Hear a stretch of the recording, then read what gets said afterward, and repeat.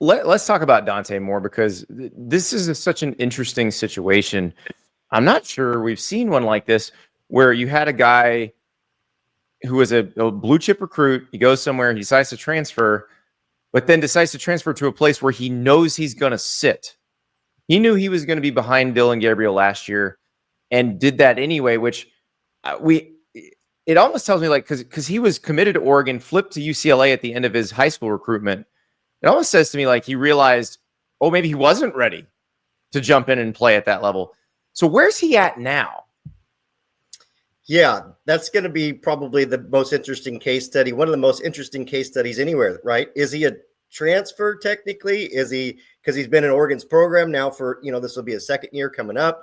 How do you really qualify him? And Dante Moore, just from what we've heard so far coming out of Oregon, is that the arm talent's absolutely elite, like truly elite. This kid has a cannon for an arm. And his maturity is really well documented.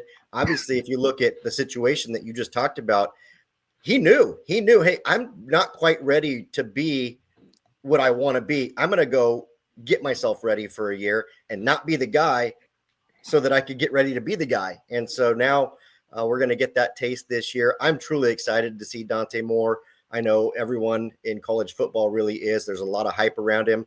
The greatest thing that, and we all know this, but the greatest thing for Dante Moore now is he's got weapons everywhere. It doesn't have to be, hey, Dante, go win us the game. It's, hey, Dante, just take care of the football and get it to your guys in the backfield, your crazy athletic tight end, Kenyon Sadiq. Get it to the bevy of receivers, throw it to DeCorian Moore, whatever. Just take care of the football, and we got guys around you. So that's the pretty exciting part, I think, for Dante Moore leading this offense.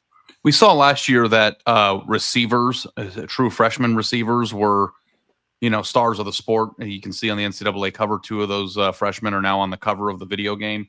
Can you contextualize DeCorian Moore and what's expected of him this year in Eugene? He just got to be Jeremiah Smith 2.0. That's all.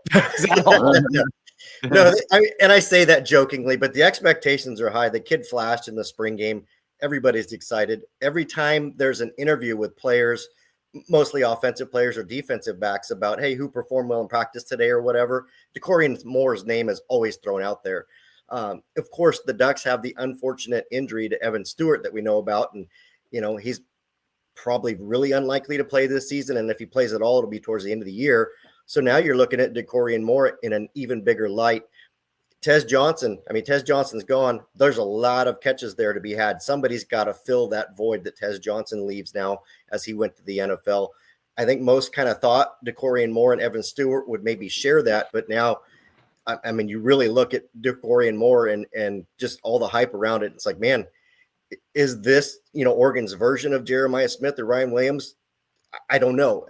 That's a really lofty expectation. That's a ridiculous expectation, but it feels like that's kind of how people are, looking at him for this season.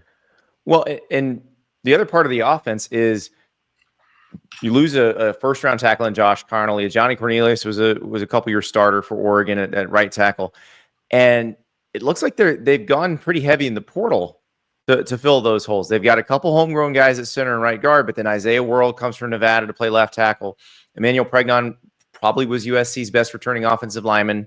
They grab him out of the portal, and then Alex Harkey coming from Texas State. So how will that group kind of gel together, and how important is it that even though they haven't really played much together, they've got to get it figured out quick? That's the key. They got to get it figured out quick. And you're 100% right. It's clearly the best thing Dan Lanning could do to fill the void. He clearly saw that, hey, we're not at the level we need to be on offensive line. Let's go get some help. And you brought in three of the best guys you could ultimately get. I know Alex Harkey isn't talked about as much as those other two. He's a really good player. You look at the film and he's just completely solid. And if that's your right tackle, which we expect he is, he's a really good player. So the key there is I don't think that this unit lacks for talent, but we know offensive line isn't just about talent. They've got to play together. They've got to build that chemistry. And I've got a feeling just because I've done this for a while, this is probably just like last year, though. This is probably going to be a group that struggles a little bit out the gate, right? But you've got a couple, 3 games there to kind of get things figured out a little bit. because the version of Oregon's offensive line that we saw last year to start and to finish were two completely different units. And I got a feeling this one's going to be fairly similar just because of that lack of playing time together for them. So they have a player that we should be comparing to Ryan Williams and Jeremiah Smith. Do we have a player in the backfield that we could get Ashton Genty like production from? I'm kidding, but like seriously, I'm kidding, but seriously. Yeah, no, the Ducks scored with Mekhi Hughes. There's absolutely no doubt that they were able to bring him in. And I mean, again, the reports when people are talking about him, players coming out of practice, I mean, he's tough to tackle. He's plenty fast. He's just a very dynamic back. He's coming off 2 fantastic seasons, obviously with Tulane. But you know, the best part, I think, for Mekhi Hughes, and he probably recognized this in Ohio State, was a really good case study there last year. He has a chance to be the guy, but he's got a lot of help around him. They're returning great production in the backfield with Noah Whittington and others. So, you know, he's going to have a chance to be able to stay fresh late in the games.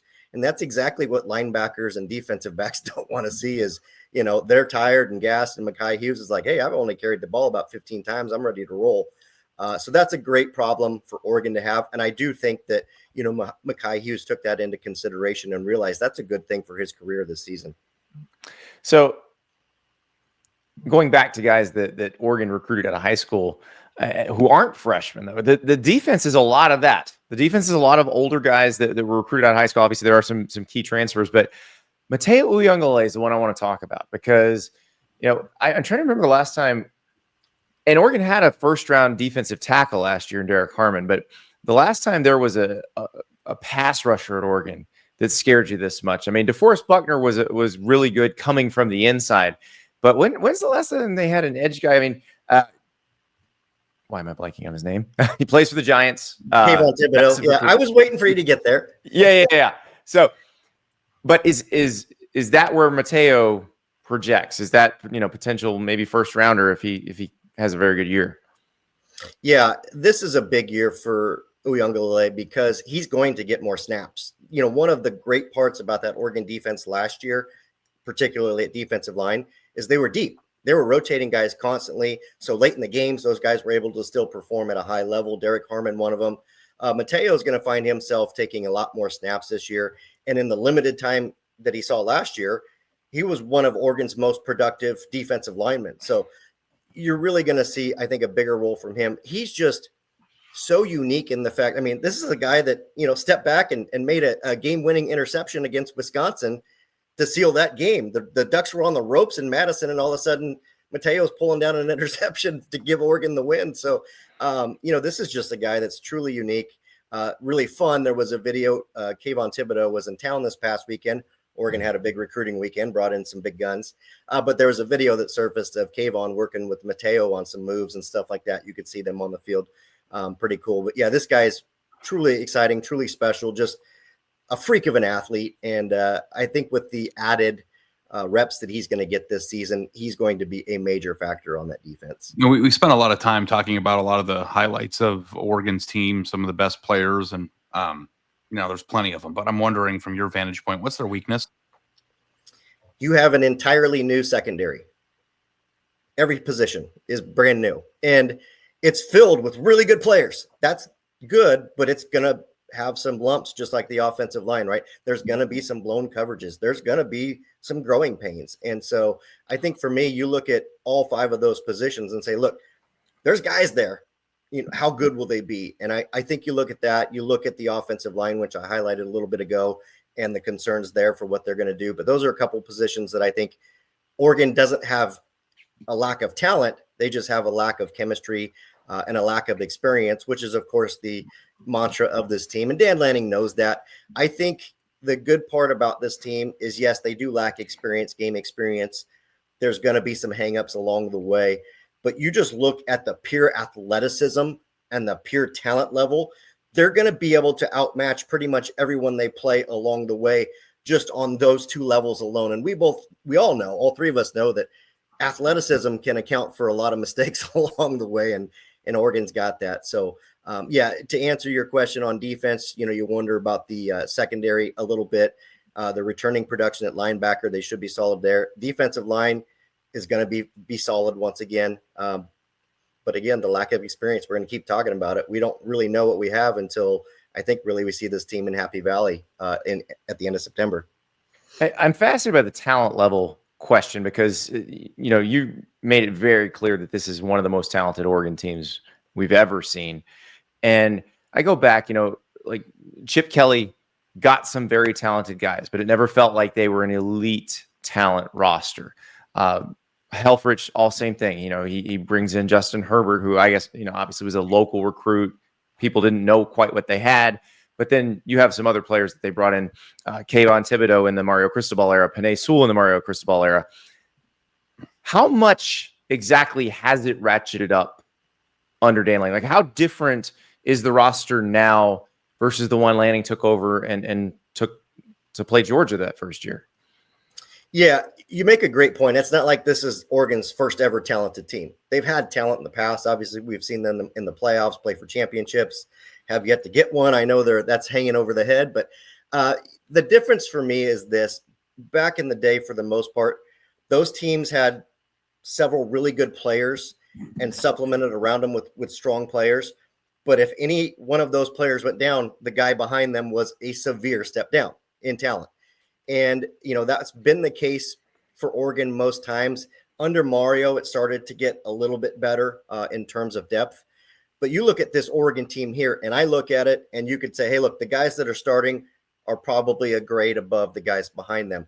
But it's not this massive fall off when it's the next man up. And you can go 2-3 deep at nearly every position on this field and feel pretty good about who's coming in. Of course, you want DeCorian Moore out there, and you want Isaiah World out there. You want your starters out there, but the next guy behind him is going to be able to get the job done at the level needed to win still. And I don't think I've really ever covered an Oregon team where I could confidently say that, hey, the third guy in line, yeah, he's not the starter, but he's plenty good to get the job done. Probably inexperienced at this point, but like I said a moment ago, when you have athleticism that some of these guys have, you can overcome a lot of that inexperience.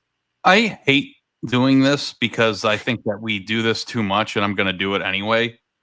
But like a lot of times when teams that were really good lose a bunch of players, we talk ourselves in the offseason into, how much better that they're going to be, or they're going to be just fine. Like, where is Oregon in terms of last year? And do you think there's a chance they could be better than they were?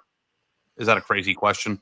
No, it's a really good question, and one that's highly discussed on the ScoopDuck message boards. I think I've been pretty transparent with fans myself. Of course, in college football now, we know a month is a lifetime. So, 2 years is absolutely eternal. In my opinion, this team might take a slight step back simply because you're comparing it to a team that went 13-0, and that is not easy to do. So if they go 11-2, just everybody's going to look at that and say they took a step back, right? They're both comparable seasons at the end of the day. I understand the 0 and 2 are different. The way I look at this team, and I'm being completely honest here, I think this team has all the capabilities to compete because of schedule, because of talent.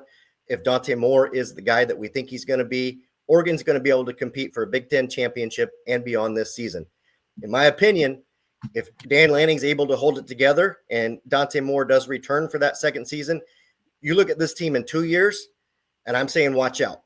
That's where they kind of reach what we felt maybe Ohio State was last year, where you've got a really good group of guys that have been in your program for 2 or 3 years or whatever and ready to be the dudes. And then you go pluck a couple of really good players to put on there and you take it to another level.